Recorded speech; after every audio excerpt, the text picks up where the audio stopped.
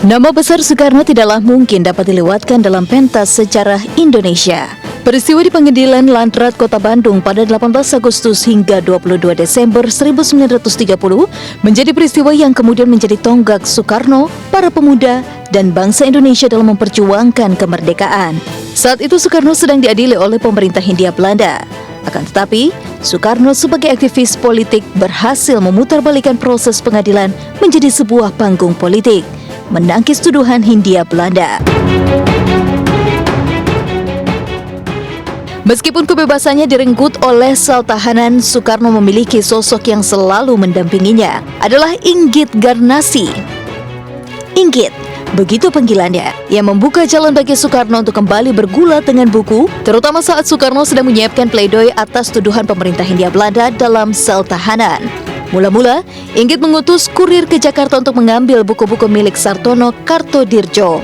Ia menyelundupkan kumpulan buku untuk dililitkan di kembennya agar tidak terlihat oleh sipir. Buku-buku itulah yang menjadi bahan sumber Soekarno untuk menulis pledoi.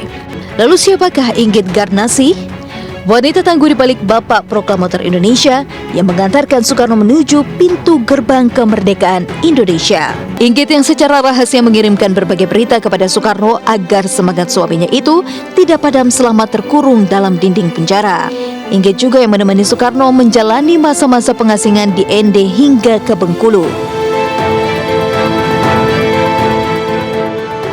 Namun, Bengkulu adalah kota terpahit. Saksi kesetiaan Inggit terhadap Soekarno dibalas dengan pengkhianatan. Saat pengasingan, Soekarno bertemu dengan Fatmawati, anak gadis dari anggota Muhammadiyah Bengkulu. Seolah melupakan kesetiaan Inggit, Soekarno menaruh hati pada Fatmawati, teman main kedua anak angkatnya.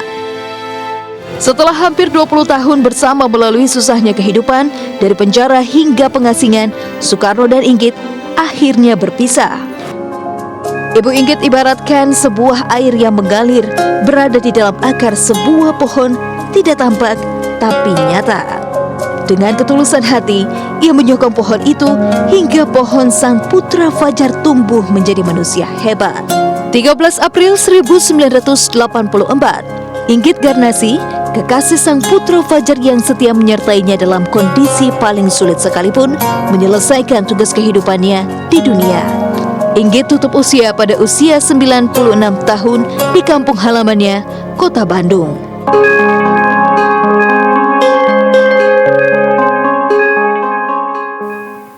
Ya pemirsa, baru saja kita menyaksikan peringatan HUT RI ke-75 langsung dari Istana Merdeka.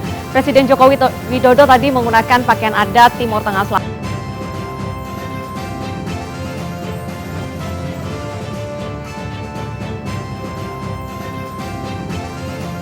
Sebelumnya, yang mana peringatan tahun ini dilakukan secara virtual, pengisi acara dan juga tamu undangan hadir langsung secara virtual dari lokasi masing-masing sebagai bentuk kepatuhan terhadap protokol kesehatan.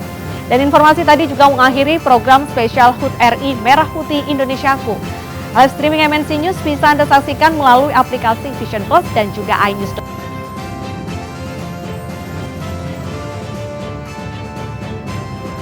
Undur diri. MNC News Channel Berita Pilihan Indonesia. Terima kasih dan sampai jumpa.